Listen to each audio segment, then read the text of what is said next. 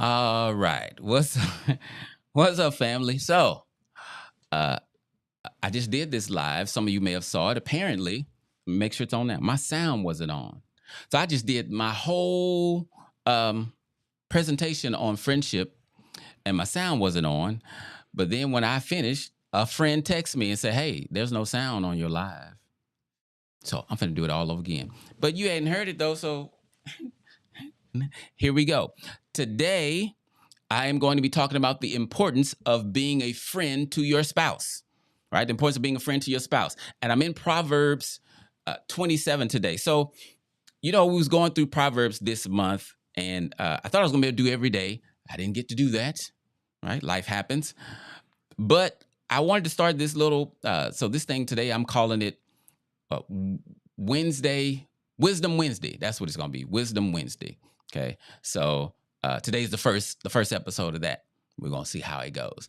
But today we're in Proverbs 27, and I want to highlight three verses. They're not together, but all three of these verses talk about friendship. So it's Proverbs 27 and 6, 9, and then 17. Okay. Here's what it says. Let me check my sound still. Okay. Here's what it says. Wounds from a sincere friend are better than many kisses from an enemy. Then it says the heartfelt counsel of a friend is as sweet as perfume and incense. Then it says, as iron sharpens iron, so does a friend sharpen a friend. So this verse paints a picture of authentic friendship. And for me personally, friendship has always been my favorite kind of friendship, right? Marriage is the highest form of friendship, relationship, but friendship is right under it. And I remember from the time I was a kid in Sunday school, and I heard about the story of Jonathan and David, I wanted a friendship like they had, or at least how I framed it in my mind, right? The Bible says that Jonathan loved David as himself. I'm like, man, I want that. It's the reason that my mindset has always been, I want to be best friends with the person that I marry. I used to tell folk all the time, I'm going to marry my best friend. I didn't have a best friend at the time, but my point was, whenever I get married, we're going to be best friends. That's that. I've always been that way, right? But in my line of work, I've discovered most couples are not friends. Like they come in my office and they start talking like they don't like each other at all. And I'm like, hey, why y'all calling me?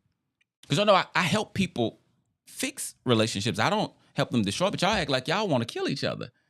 I don't understand that. And I see it oftentimes. So friendship, here's what people don't realize. Friendship is what holds the like in your relationship. Friendship holds the like in your relationship. Love is my commitment to be there when you need me.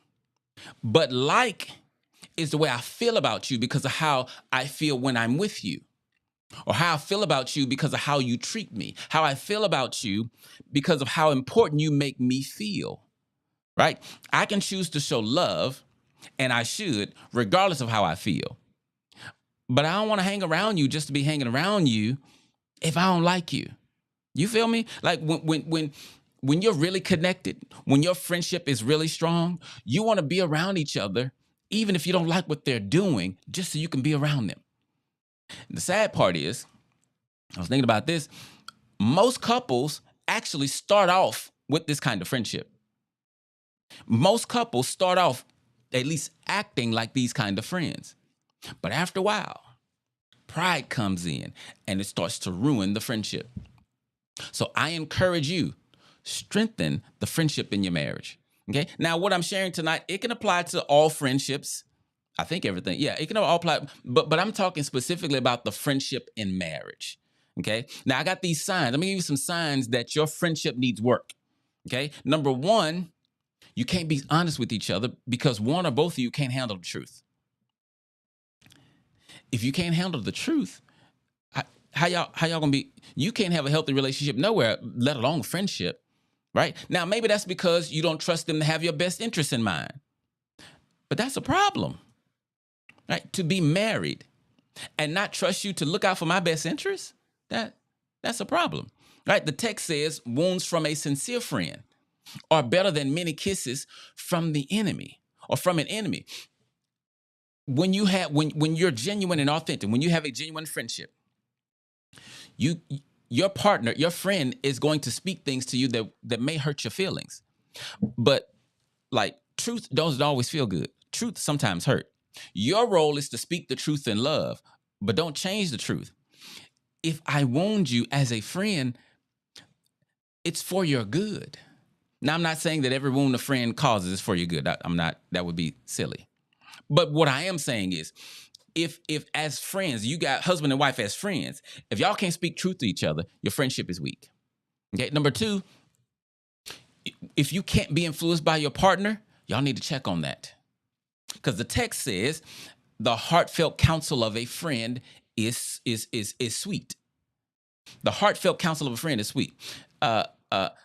You don't know that heartfelt counsel of a friend is sweet because you can't receive it. All when they come to you with counsel, you think it's criticism. Friendship is weak, right? If your partner can't say, "Hey, that's the wrong way," why y'all friends? You want your friend / your partner just only to give you the goods, only laugh with me, only tell me good stuff, only tell me good news. That's not life. Not on this planet. That's not life on this planet, right? Number three, you're not curious about each other's world.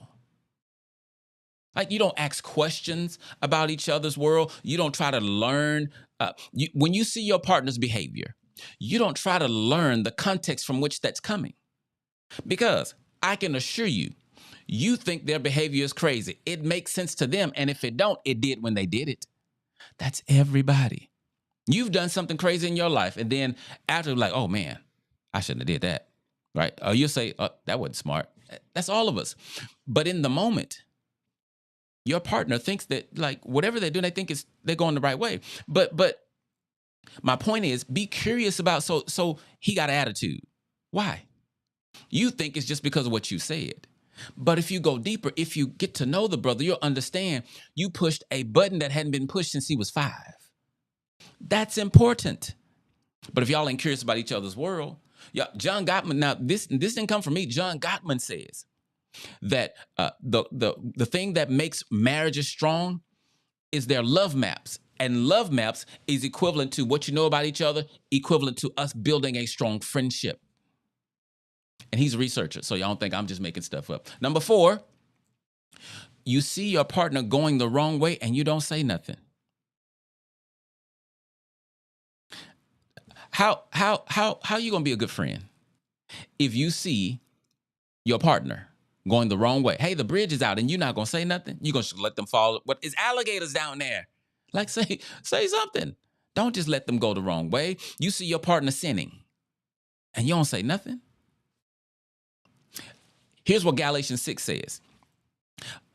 If a believer is caught in a sin, you who are spiritual, gently and humbly help them back on the right path. But then make sure you don't fall into temptation with yourself. What temptation? Pride.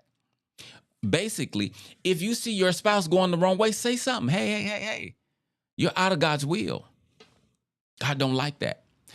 This includes how they treat you. I have too many couples, far too many couples, where one or both of them, usually it's one of them, just hold things in, right? Your partner say something you don't like, you hold it in. Your partner do something you don't like, you hold it in. And inside you're dying and they're clueless, right? You have to help your partner be a good partner to you. Do you understand your partner wasn't raised to love you? And they wasn't raised to be the kind of friend that you want them to be. Y'all have to build that in the marriage. Number 5, your friendship in your marriage is in trouble if one or both of you are too selfish to change and grow.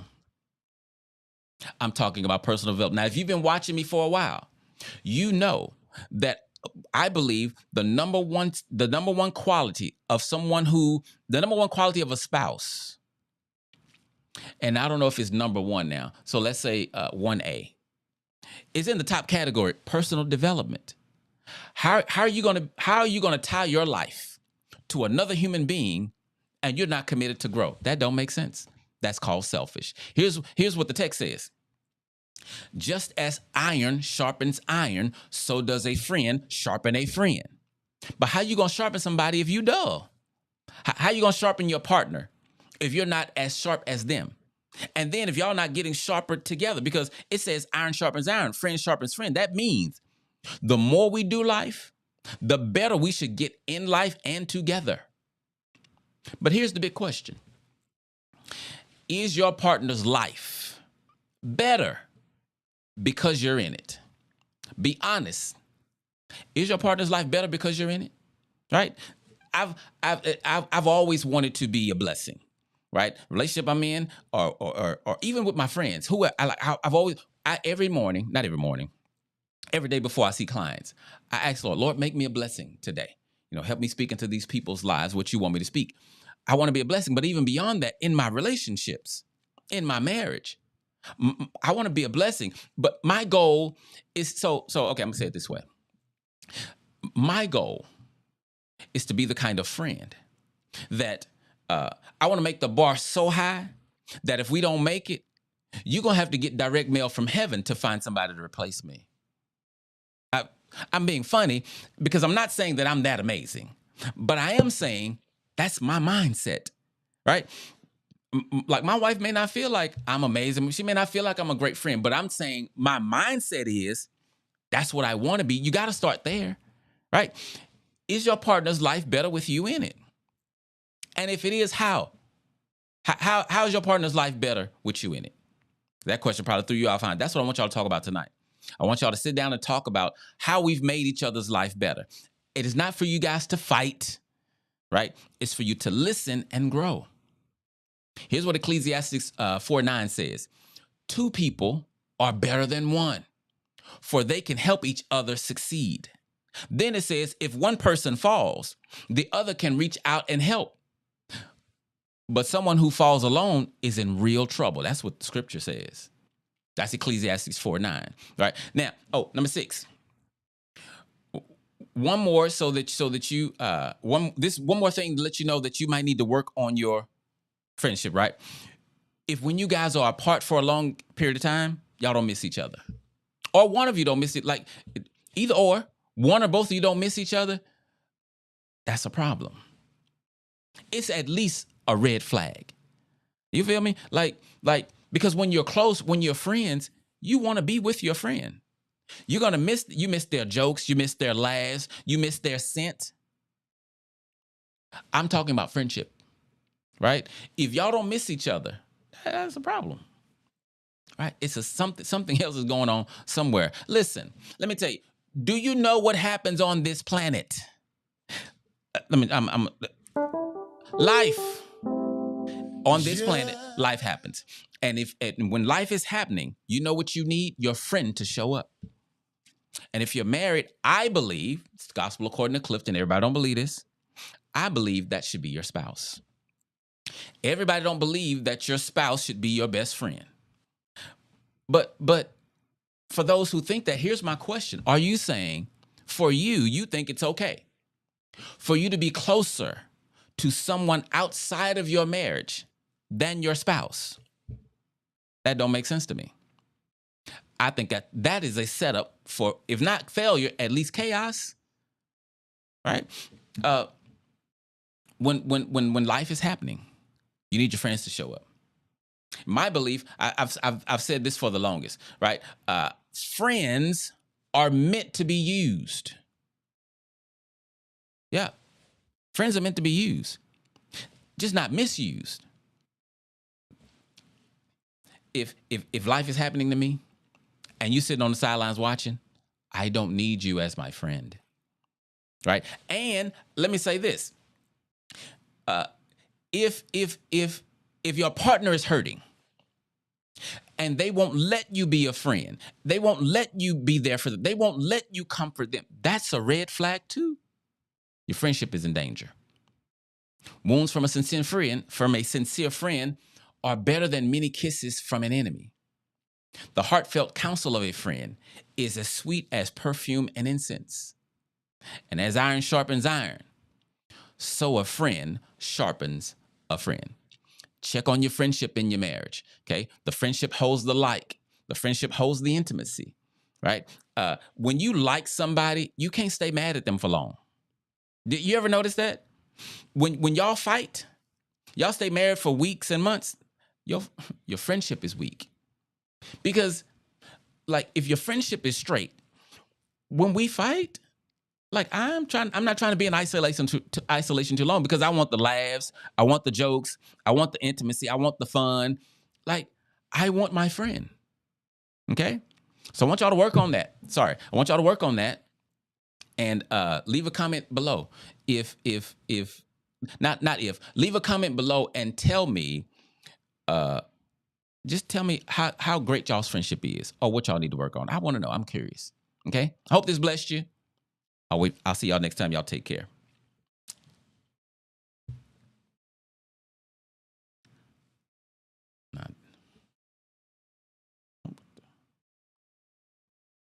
Now, did that have sound?